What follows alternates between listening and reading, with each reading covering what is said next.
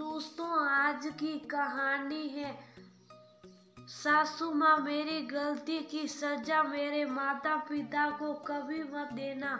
दोस्तों, कहानी शुरू करने से पहले अगर आपने चैनल को सब्सक्राइब नहीं किया हो तो कर लीजिए ताकि आपके पास पहुंच सके हर नया वीडियो।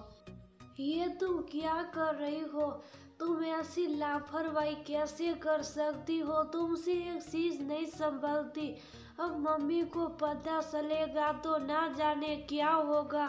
आज तो हम सबकी सामत आने वाली है। नमन अपनी पत्नी अनन्या से बोला, सॉरी नमन, मुझसे गलती हो गई। समझ नहीं आ रहा कि ऐसा कैसे हो गया। अनन्या धीरे से बोली, हुआ यूं कि आज अनन्या की बुआ के घर कोई फंक्शन था। एक ही शहर में होने की वजह से अनन्या और उसके ससुराल वालों को भी बुलाया गया था। अनन्या अच्छे से तैयार होकर फंक्शन में पहुंची। उसने लाल रंग की साड़ी और उससे मिलती हुई ज्वेलरी पहन रखी थी। मायके के कुछ रिश्तेदार अनन्या को उसकी शादी के बाद पहली बार मिलने वाले थे, इसलिए वह बहुत ज्यादा उत्साहित थी। अनन्या ने अपनी 5 साल की बेटी को भी सोने की चेन पहना रखी थी। हालांकि उसकी सास नहीं चाहती थी कि वह इतनी छोटी बच्ची को चेन पहनाए, लेकिन अनन्या ने कहा कि आज वह मेरे मायके के काफी रिश्तेदार होंगे और मेरी दादी भी होगी। प्रिंसा को ये चेन दादी ने ही दी है तो वह देखकर खुश होगी, इसलिए फिर सासू माँ ने कुछ नहीं कहा। अनन्या सबसे मिलने के बाद अपनी बेटी को खाना खिलाने एक तरफ बैठ गई। तभी उसने देखा कि प्रिंसा के गले में उसकी चेन हो रही नहीं है। ये देखकर अनन्या के डर के मारे हालत खराब हो गई। कहाँ जा सकती है चैन? उसने आसपास सब जगह देखा। अनन्या ने अपने पति नमन के पास जाकर उसे सारी बात बताई। जब नमन को ये बात पता लगी तो वह भी अनन्या पर गुस्सा होने लगा। मम्मी ने मना किया था कि इतनी छोटी बच्ची को सोने की चैन मत पहनाओ, लेकिन तुम्हें तो पता नहीं क्या दिखावा करना था। भुगतो। तुम्हें पता है कि मम्मी को पता लगेगा तो वह कितनी गुस्सा होगी। नमन, मैंने तो इतने ध्यान से चैन लॉक की थी, ना जाने कैसे कहीं गिर गई। सब तरफ रिश्तेदार थे।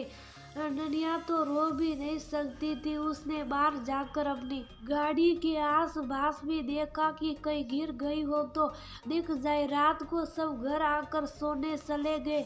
उस समय किसी का ध्यान प्रिंसा के गले की तरफ नहीं गया। अगले दिन तो घर में ये बात सबको बतानी थी। नमन ने अपनी मम्मी को चैन खोने की बात बताई। बहू, ऐसी लापरवाही तुम कैसे कर सकती हो? मैंने तुम्हें मना किया था लेकिन तुमने मेरी बात नहीं मानी। अब इस नुकसान की भरपाई कौन करेगा? क्या तुम्हारे मम्मी पापा इस नुकसान को भरेंगे या तुम्हारी बुआ, जिनके फंक्शन में तुम बढ़ चढ़कर ज्वेलरी पहन कर गई थी? सोना खोना अच्छा नहीं होता, न जाने अब और क्या होगा। कामिनी जी गुस्से से बोली, लेकिन मम्मी जी, इसमें मेरे मम्मी पापा की क्या गलती है? वो क्यों ये नुकसान भरेंगे? गलती तो मुझसे हुई है। आपको जो सजा देनी है मुझे दे दीजिए। अनन्या रोते हुए बोली, जब तुमने चैन खोई है तो उन्हें ही तो ये नुकसान भरना पड़ेगा। इतनी लापरवाही बेटी पैदा करने की सजा तो मिलेगी ना। नहीं मम्मी जी, मेरी गलती की सजा मेरे मम्मी पापा नहीं भुगतेंगे। मैं आपसे अपनी गलती की माफी मांगती हूँ। इंसान है, मुझसे भी कोई गलती हो सकती है। तभी अनन्या के ससुर जी बोले, बहू तुम चुप हो जाओ। कामिनी, गलती तो किसी से भी हो सकती है। कामिनी, याद करो, एक बार तुमसे तुम्हारे झुमके और एक बार पायल खो गई थी तो मेरी माँ ने तुमसे केवल इतना कहा था कि बहू आगे से ध्यान रखना। माना बहू से गलती हुई है, उसने लापरवाही की है, लेकिन उसका मतलब ये नहीं कि उसके मायके वाले इसकी भरपाई करेंगे। अब बात को यहीं खत्म करो। लेकिन जो नुकसान हुआ उसका क्या मम्मी? अगर हमें कोई नुकसान हुआ है तो उसकी भरपाई हम ही करेंगे, कोई दूसरा नहीं। अनन्या लगातार रो रही थी। ससुर जी बात सुनकर उसे थोड़ी राहत जरूर मिली थी, लेकिन उसकी छोटी सी लापरवाही की इतनी बड़ी सजा हो सकती है वो सोच भी नहीं सकती थी। भाभी देखना, क्या यही सैन है प्रिंसा की? तभी वहां नमन का छोटा भाई आया। अनन्या देवर के हाथ से सैन लेकर उलट पलट कर देखने लगी। हाँ है, ये तो वही सैन है। ये आपको कहाँ से मिली? भाभी, जब आप मम्मी से सैन खोने की बात कर रही थी तो मैंने सोचा कि रात आप पार्लर पर तैयार होने गई थी तो कहीं ऐसा ना हो कि सैन वहीं गिर गई हो, इसलिए मैं वहीं देखने चला गया। संयोग से अभी पार्लर वाली भाभी के घर अभी सफाई वाली नहीं आई थी, ये सैन वही कुर्सी के नीचे पड़ी थी। देवर की बात सुनकर अनन्या रोने लगी। भैया, आज आपकी समझदारी ने मेरे घर वालों के माथे पर कलंक लगने से बचा लिया। मैं आपका एहसान कभी नहीं भूल सकती। शायद जब मैं कल पार्लर पर तैयार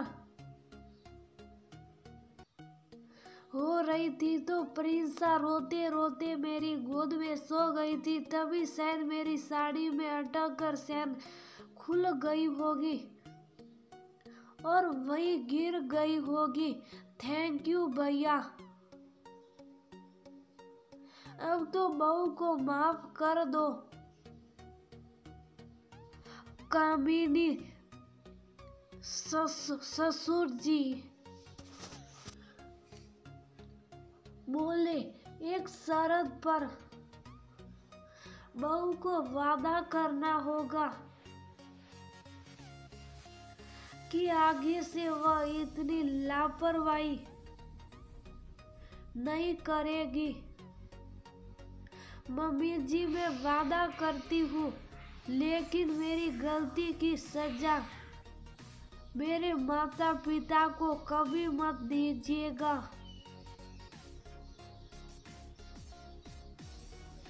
अनन्या की आंख से लगातार आंसू बह रहे थे। सास ने भी उसे गले से लगाकर प्यार और